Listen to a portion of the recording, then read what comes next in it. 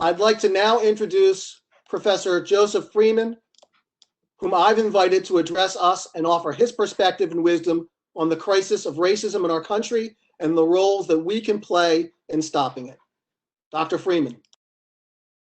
Thank you, Dr. Schreiber. No pressure. I don't know about all of you, but I needed today's celebration. When things are dark, sometimes you need a bright spot to pull you through. And things have been dark around here for quite a while. Some of the darkness came from the spread in response to COVID-19. Millions of cases and hundreds of thousands dead worldwide, including parents of some friends of mine. More recently, darkness came from a mass awakening to an acknowledgement of racism and racial inequality in our country, especially as it pertains to police. Our nation was able to see a man slowly die under the knee of another man, an officer of the law. Many were shocked, while others were prompted to share their stories and post videos of racism, racial fear, and racially biased death. It is shocking to many, but for those of us that live this reality, it is not new. It is a burden, a stress.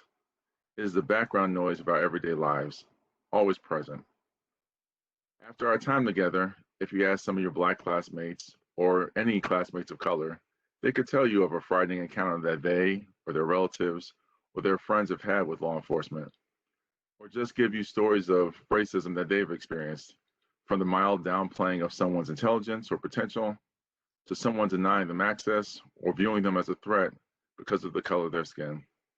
You don't ever really feel completely safe or completely seen for who you really are, or that your children are completely safe or seen for who they are. It's a problem. It's a problem that has faced our country since its inception, from slavery to Jim Crow and segregation to lynching and racial massacres, denial of the GI Bill for some Black soldiers, denial of housing loans, housing and workplace discrimination, and yes, law enforcement. It is a problem, but that is why today is such a bright spot for me. We are celebrating the graduation of hundreds of problem solvers. We're engineers. Problem solving is literally what we do. We see a problem, we analyze its parts, and then we find a solution. As future leaders and trendsetters, you have an opportunity to put a real dent in this problem. As bachelor's, master's, and doctoral graduates at Rutgers University in 2020, you are in a unique position to solve this problem. You have been educated in the most diverse state in the United States. You study with people representing numerous races, ethnicities, cultures, and religions. You are trained by female and male professors from different backgrounds.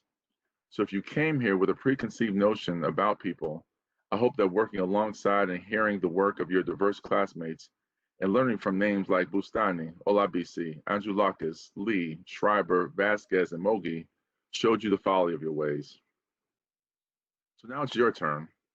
Yes, please use your skills to develop new treatments for diseases, implants, and life-saving remedies, but use your newfound understanding to tackle this huge problem. You're engineers.